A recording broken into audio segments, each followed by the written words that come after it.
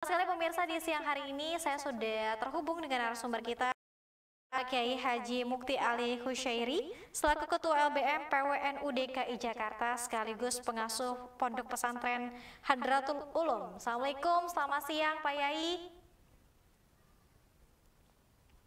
Waalaikumsalam, selamat siang Mbak Dea. Apa kabar Mbak Dea? Sehat? Alhamdulillah sehat Pak Yai, sehat hari ini? Alhamdulillah sehat. Alhamdulillah, terima kasih banyak Pak Yai sudah mau meluangkan waktunya di siang hari ini bersama dengan Sultan TV.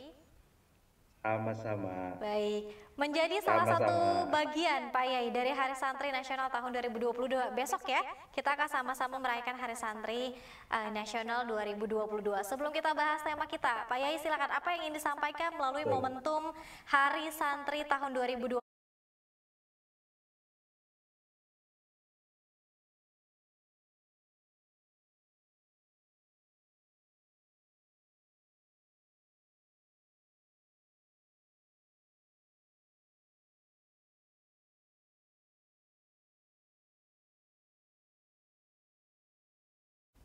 Barisan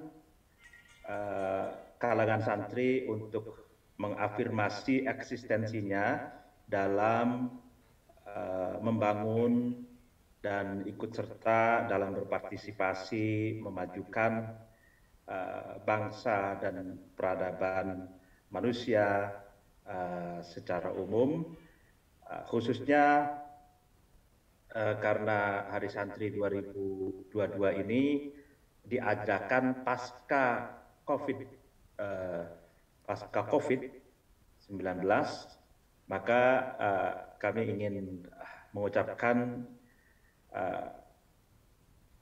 alhamdulillah kita bisa melewati masa krisis kesehatan.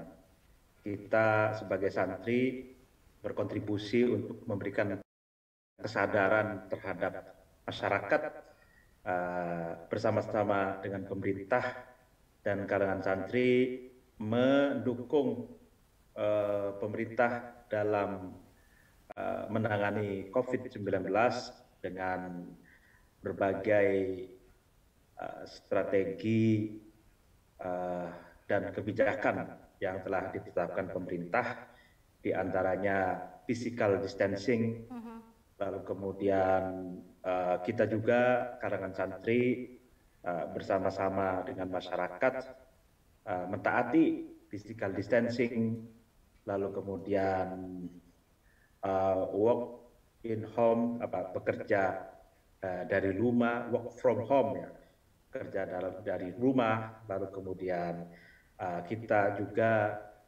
bersama-sama mengikuti program vaksin ya. Ada vaksin yang pertama, yang vaksin booster. Kita sadar bahwa kesehatan adalah segalanya. Kalau kita tidak sehat, maka apapun yang akan kita cita-citakan, akan kita kejar, akan kita raih, itu tidak akan bisa kita capai.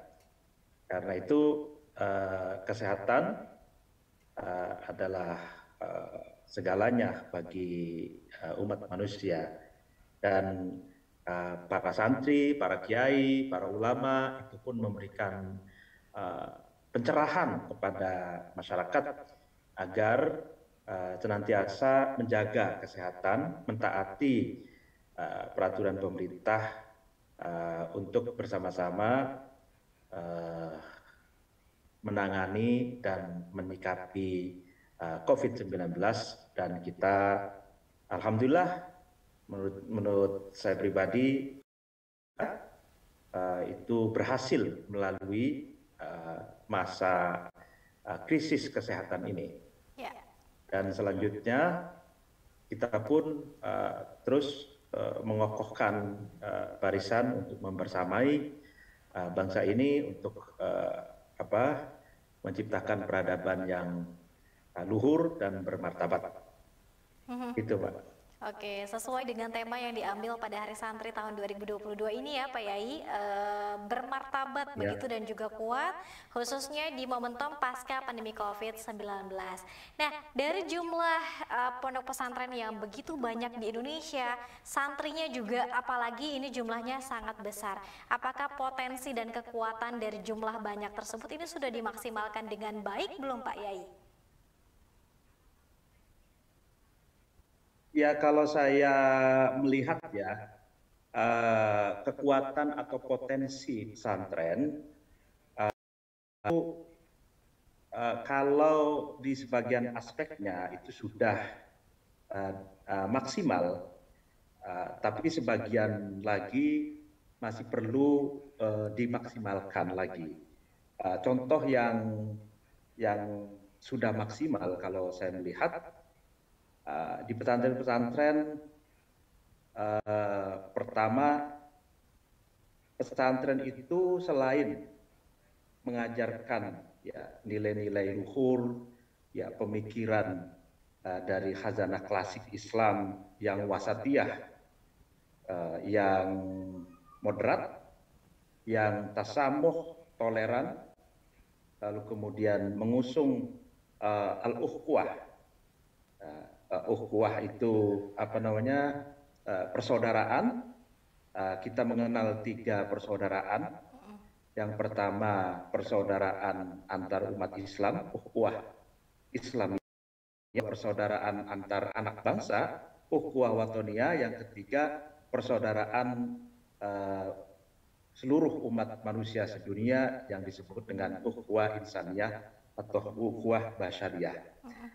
Lalu kemudian ya nilai-nilai dan pemikiran yang mengafirmasi dan mengokohkan nasionalisme bangsa. Ini nilai-nilai dan pemikiran ini diajarkan dan sudah menurut saya maksimal di sebagian besar pondok pesantren yang ada di Indonesia, khususnya yang terafiliasi dengan Nahdlatul Ulama. Dan yang sudah maksimal juga, ini kita bicara yang potensi yang maksimal dulu, lalu baru kita bicara tentang potensi yang belum maksimal. Yang maksimal juga saya melihat pesantren itu bukan hanya menanamkan nilai-nilai dan pemikiran yang teoritis, tapi nilai-nilai dan pemikirannya itu dihidupkan atau diamalkan dalam kehidupan sehari-hari, atau disebut dengan living values education. Jadi menghidupkan pendidikan, menghidupkan nilai. Jadi nilai-nilai luhur itu misalkan nilai kerendahan hati, lalu kemandirian, lalu kemudian toleransi, moderat, lalu kemudian cinta tanah air, kemudian apalagi persaudaraan dan nilai-nilai luhur yang lain itu tidak sekedar bersifat teoritis, tapi juga bersifat aplikatif, artinya diamalkan dalam keseharian atau living seperti itu. Nah, itu menurut saya itu sudah maksimal. Ada tantangan bagi kalangan santri dalam aspek nilai-nilai luhur dan pemikiran luhur ini, yaitu tantangan adanya atau munculnya gerakan dan pemahaman radikalisme, ya kan, yang mengatasnamakan agama tapi merongrong atau ingin menghancurkan ideologi bangsa ini. Nah, ini menurut saya tantangan bagi kalangan santri untuk senantiasa selain tadi living values education, menanamkan dan menghidupkan nilai-nilai luhur, juga harus ada kontra narasi ekstremisme. Jadi perlu ada kontra narasi yang terus dilakukan kalangan santri untuk menjaga bangsa ini. Nah, lalu potensi yang belum maksimal dan ini perlu secara seksama untuk dimaksimalkan, agar santri ini bermartabat adalah aspek ekonomi. Gitu. Aspek ekonomi ini menurut saya perlu dimaksimalkan. Karena sebetulnya kalau kita mengacu pada sejarah,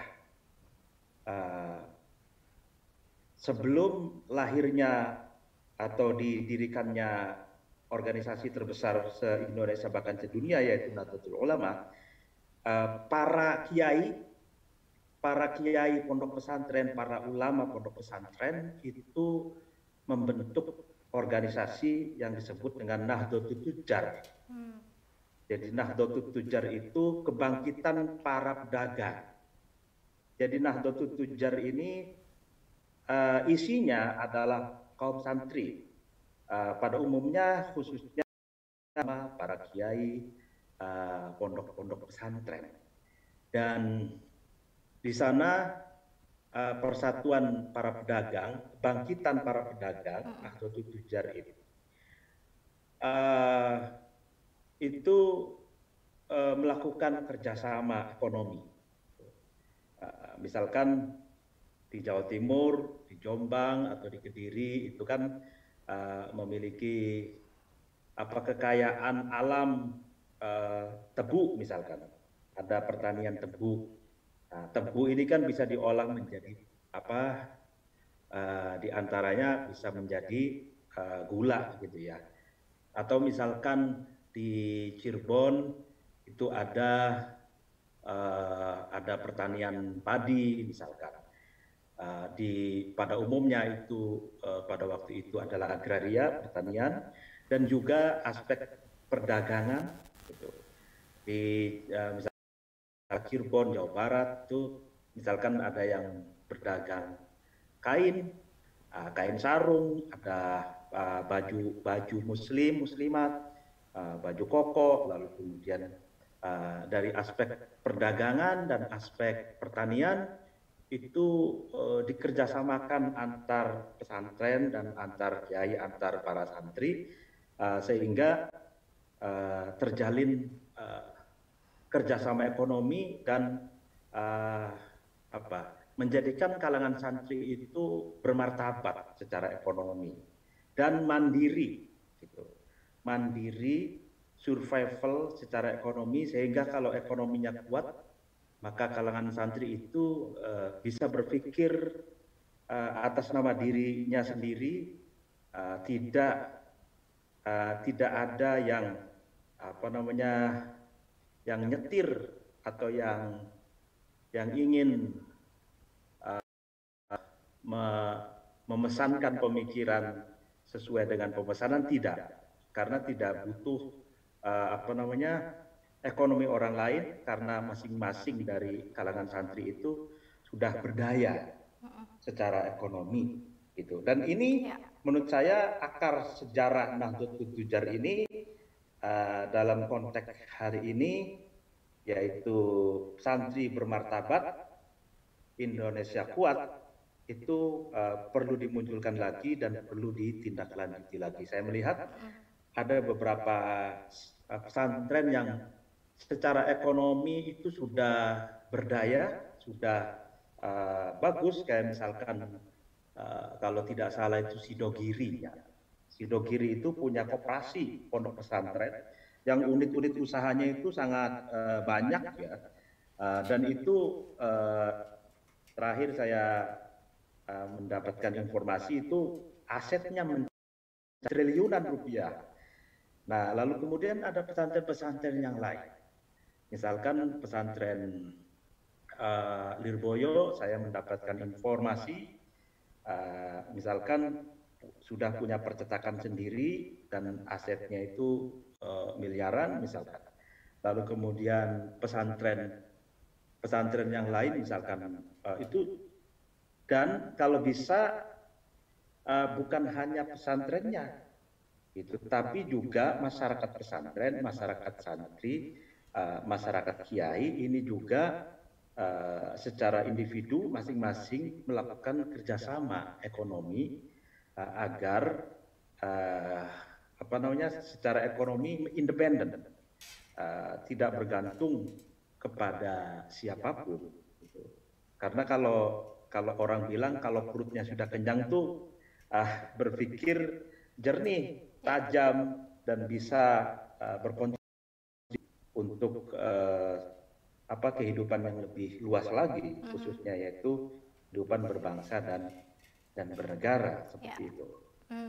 Baik, ada dua hal tadi yang di-highlight oleh Pak Yai terkait dengan santri harus sehat sehingga dia bisa tangguh dan kemudian berkiprah begitu ya, memberikan kontribusi yang baik bagi kehidupan berbangsa dan juga bernegara.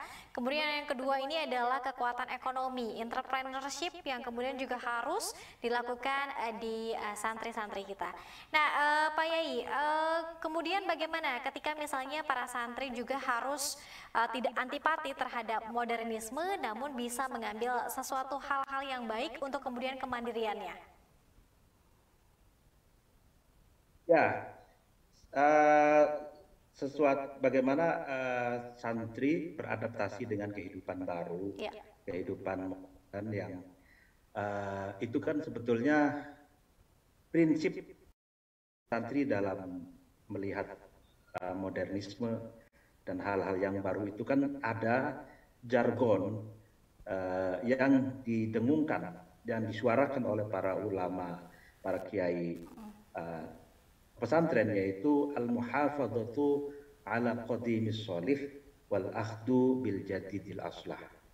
Artinya menjaga sesuatu ini menjaga peradaban, kebudayaan, tradisi, khazanah lama yang soleh, yang maslahat, yang relevan, yang masih baik, kita jaga. Lalu kemudian kita mengambil wal akhdu bil jadidil aslah, mengambil sesuatu yang baru, ya kan? Baru itu dalam pengertian baik pemikiran, nilai-nilai luhur, peradaban, gitu kan? Peradaban, kebudayaan yang al-aslah, yang lebih relevan, yang lebih baik gitu. Jadi kita tetap mempertahankan tradisi lama dan kita mengambil tradisi dan peradaban baru yang relevan. Tradisi yang lama yang maslahat kita pertahankan, tradisi dan peradaban serta pemikiran yang baru, yang relevan kita ambil. Nah, disitulah sehingga kalangan santri pertama mereka tidak tercerabut dari akarnya, karena mereka mempertahankan kebudayaan peradaban yang lama ini sebagai identitas, gitu. Identitas. Dan ini akar historisnya itu tidak tercerabut, dan kita pun kalangan santri mengambil peradaban baru gitu. Karena kalau kita dalam proses akselerasi peradaban ini itu tidak bisa mulai dari nol, artinya kita harus berjalan dari peradaban dan tradisi yang kita miliki. Nah, tradisi dan peradaban yang kita miliki ini adalah modal utama ya dalam menyongsong dan mengambil serta ya kita bergumul dengan peradaban yang baru, yang modern tersebut. Sehingga kita tidak alergi dengan peradaban baru, karena kalangan para ulama ya kiai pesantren mencontoh Wali Songo. Nah, Wali Songo ini prinsipnya itu kan al-ibrah bil jauhar la bil madhar. Al-ibrah bil jauhar la bil madhar. Jadi yang kita ambil ada substansinya. Yang diambil adalah substansinya, bukan kulit luarnya. Kalau substansinya itu baik, relevan, maslahat, manfaat, maka kita ambil, meskipun itu dari peradaban lain atau dari peradaban yang modern seperti itu. Dan itu tidak masalah, sebagaimana para wali songo pun melakukan hal yang sama. Baik, tanpa tercerabut dari akarnya, namun juga santri tetap adaptif, mengikuti modernisasi, tidak antipati, namun juga tadi mengambil nilai-nilai yang baik dari kemodernan tersebut. Pak Yai, terima kasih banyak atas waktunya sudah membersamai Sultan TV di siang hari ini. Semoga kita bisa sambung lagi Pak Yai di sesi selanjutnya, dan kita bisa mungkin memperdalam kembali Pak Yai terkait dengan kesantrian begitu ya. Terakhir Pak Yai, sebagai closing statement dan juga apa sih yang kemudian bisa kita ambil pesan dan juga nilai dari momentum Hari Santri Nasional tahun 2022 ini, silakan. Ya, momentum Hari Santri 2022 ini menurut saya momentum yang penting, khususnya bagi kalangan santri, umumnya bagi kalangan masyarakat umum, karena saat ini adalah saat pasca krisis ya, pasca krisis krisis kesehatan, dan kita ketahui bersama dunia ini sedang tidak baik-baik. Dunia ini di belahan sana ada konflik, ya ada konflik Rusia dan Ukraina yang efeknya itu mendunia, khususnya harga oil, BBM dan lain-lain, dan merembet ke persoalan ekonomi. Dan ini di beberapa negara terjadi inflasi, dan pada saat yang sama Indonesia juga menjadi tuan rumah G20 yang sebentar lagi akan digelar di Bali. Nah, kalangan santri dituntut untuk saat ini ya, untuk memberikan kontribusi positif, yaitu menyuarakan perdamaian dalam konteks global, karena kalau konflik terus terjadi, tidak ada gencatan senjata, tidak ada perdamaian, maka krisis ekonomi akan semakin dalam. Karena itu kalangan santri itu tutup untuk merespon persoalan ini dengan menyuarakan perdamaian. Dan ini kalangan santri diprakarsai oleh Nahdlatul Ulama itu kan akan mengadakan R20, Religions, ya. Itu mengumpulkan seluruh tokoh-tokoh agama dunia, kumpul, bermusyawarah, berdiskusi, mencari solusi. Nah, menurut saya